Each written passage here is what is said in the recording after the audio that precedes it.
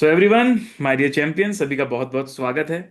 तो आज आपके सामने है all India rank 23 Drishti Gupta. CA intermediate September 2025 examination में इन्होंने ऑल इंडिया रैंक 23 अचीव करी है। She is from Gwalior and we are really proud to have her here. And हम लोग उनसे इंसाइट्स लेना चाहेंगे कि एक ऑल इंडिया रैंकर का क्या रूटीन होता है, क्या ऐसी खास चीज़ें उन्होंने करी होती हैं, and what is special about it. तो अब बिग बिग कॉन्ग्रेचुलेशन दृष्टि, बहुत बहुत बधाई हो आपको। Thank you so much. तो दृष्टि, सबसे पहले हम लोग रिवर्स ऑर्डर में चलते हैं। आई वांट टू नो कि आज का आपका सुबह से कैसा था माइंडसेट, रिजल्ट आने वाला था एंड क्या हलचल चल रही थी, और जब रिजल्ट आया तो वो मोमेंट कैसा था पेरेंट्स के साथ, घर वालों के साथ। सुबह से तो मुझे तो ज्यादा टेंशन नहीं हो रही थी, मतलब थोड़ा रिलैक्स ही थी।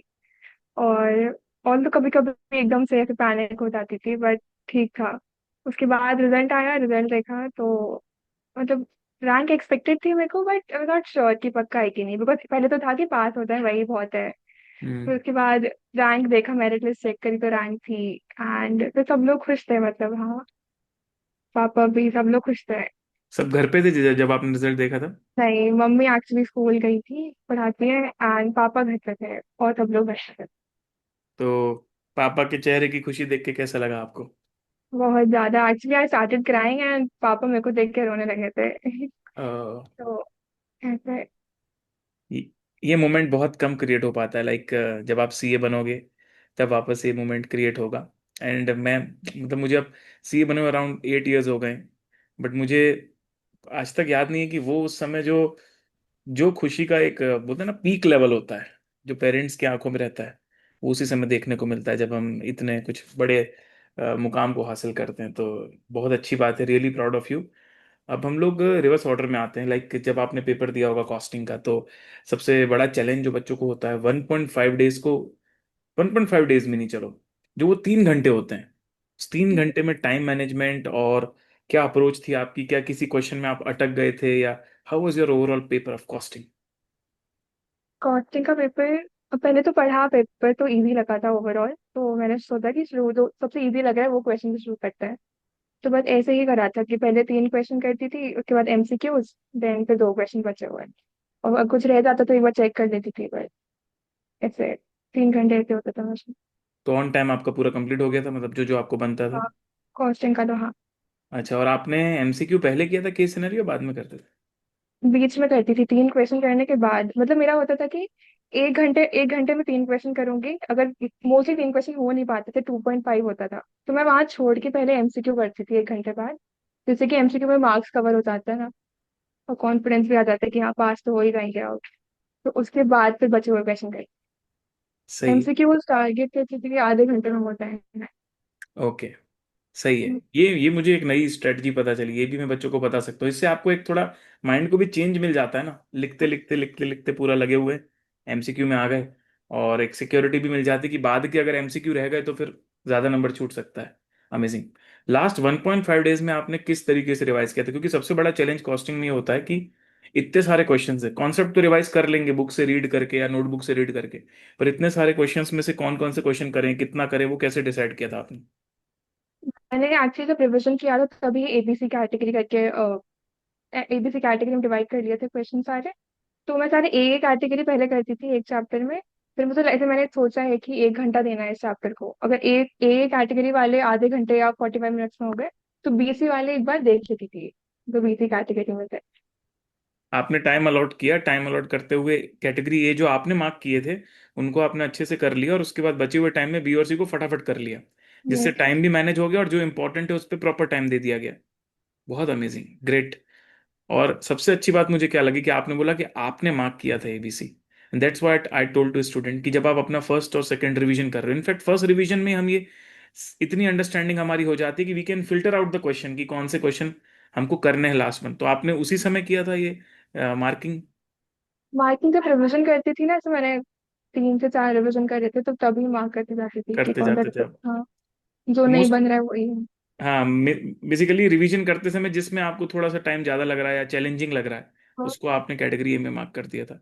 और कॉन्सेप्ट्स कैसे रिवाइज किए थे आपने? कॉन्सेप्ट तो आप लिखाते थे, वो रिवाइज कर लेती थी, और मोस्टली तो क्वेश्चन एक बार रिवीजन के बाद तो समझ आ जाता है कॉन्सेप्ट को, क्वेश्चन क्वेश्चन ही करना होता है।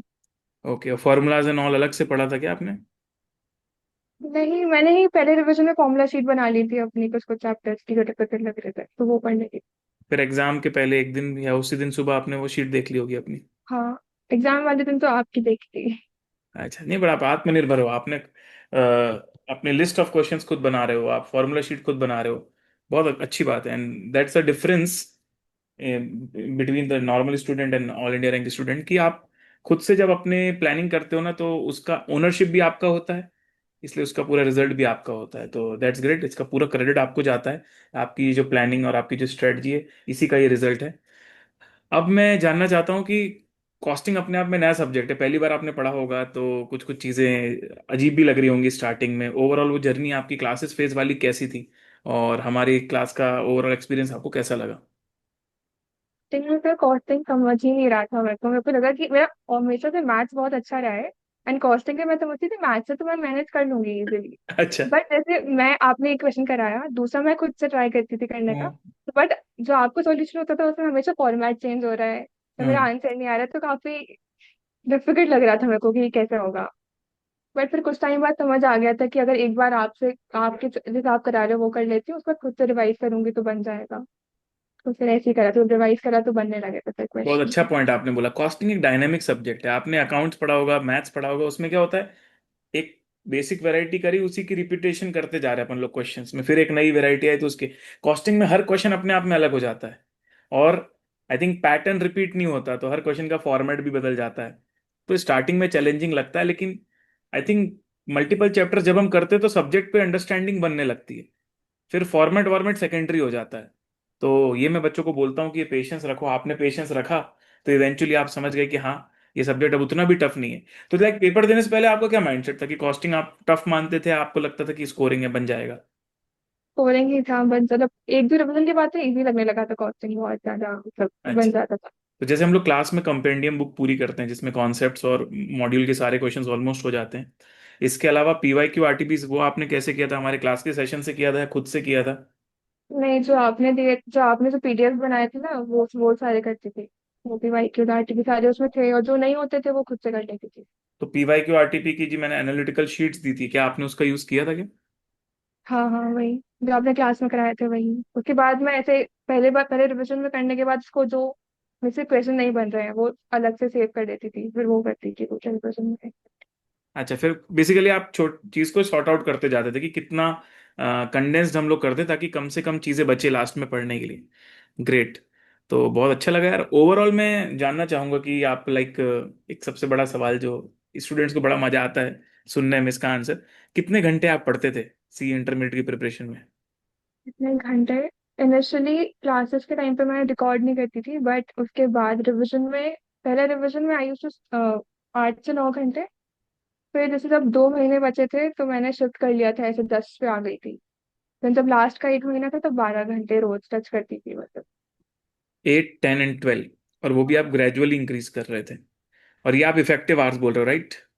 हाँ, इफेक्टिव मतलब मैं ऐसे प्रॉपर टाइमर लगा के रिकॉर्ड करती थी कि कितना जिसमें घंटे आप पढ़ा है। फोन नहीं चला रहे हो, सिर्फ पढ़ाई हाँ। कर रहे हो। हम्म। ग्रेट। तो ये भी मैं बच्चों को बोलता हूँ कि हम रिवीजन के फेज में ना, स्टार्टिंग में अगर 12 घंटे टारगेट करेंगे ना, तो वील लाइक टायर्ड इन 1 मंथ, कि बहुत ज्यादा हो गया। तो अगर हम धीरे धीरे स्टेप बाय स्टेप आगे बढ़ेंगे तो एग्जाम आते तक अब आप अपनी सुपर एफिशिएंसी में होते हो, and that's what is like we can see in your preparation.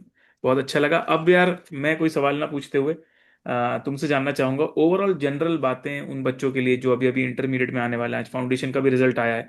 अगर आप ही आज फाउंडेशन में क्लियर हो रहे होते, तो आप अपने आप को क्या एडवाइस दे रहे होते, योर यंगर सेल्फ, वैसे आप अपने जूनियर्स को एडवाइस दीजिए। तो मैं पहले बोलूंगी कि planning is very important. Tracker बना लो, मतलब मैंने ट्रैकर बनाया था प्रॉपर एक्सेल का, एंड मैं हर दिन का टास्क लिखती थी उस पे, एंड रोज हाईलाइट करती थी कि मेरा ये आज हो गया, आज हो गया। और दूसरी चीज इज बिलीव रखना खुद पे एंड गॉड पे कि हो जाएगा, मतलब कर लोगे, पास हो जाओगे। Third thing is all India rank का हमेशा से फोकस करो कि ये चाहिए, ऑल इंडिया रैंक चाहिए। रैंक नहीं आएगी कोई बात नहीं, बट पास हो जाओगे, बिकॉज इनिशियली मेरे संग भी सेम चीज थी कि मेरे को लग रहा था मैं फेल हो जाऊंगी, तो बहुत डर होता है ना। फिर मैंने सोचा कि एम बड़ा करना है, at least I was aiming for all India rank 1। तो मुझे था कि रैंक नहीं आएगी तो पास तो पक्का हो जाऊंगी, तो सेम चीज हुई है ऐसा। वाह, टारगेट ही बड़ा करेंगे तो कुछ हाँ। ना कुछ तो उससे ज्यादा हासिल हो ही जाएगा। मतलब कहाँ आप पहले सोच रहे थे कि फेल होने का डर था, और वो जो आपने ऑल इंडिया रैंक 1 बोला, तो सेल्फ बिलीफ भी बड़ा होगा आपको कि नहीं यार मेरे को तो बड़ी चीज करनी है, पास पास होना तो छोटी मोटी चीज है। That's great, amazing. बड़े इंस्पायरिंग वर्ड्स थे आपके, बहुत अच्छा लगा दृष्टि आपसे मिलकर। एंड मैं चाहता हूँ कि आप इसी तरीके से सीए फाइनल में भी बहुत अच्छे नंबर के साथ फटाफट क्लियर करें, अपना आर्टिकलशिप का एक्सपोजर बहुत ही करेक्ट वे में करें, चीज़ों को प्रैक्टिकली भी समझें, एंड एक सक्सेसफुल सीए बने। जैसे कि आपने बताया था कि आपके फादर जो हैं वो एक टैक्स एडवोकेट हैं, तो आप उनकी लेगेसी को भी आगे लेकर जाएं, एंड प्रैक्टिस को और एक नए डायमेंशन पर ऊपर लेकर जाएं। यही शुभकामना के साथ all the very best, and God bless you. Thank you so much. Thank you.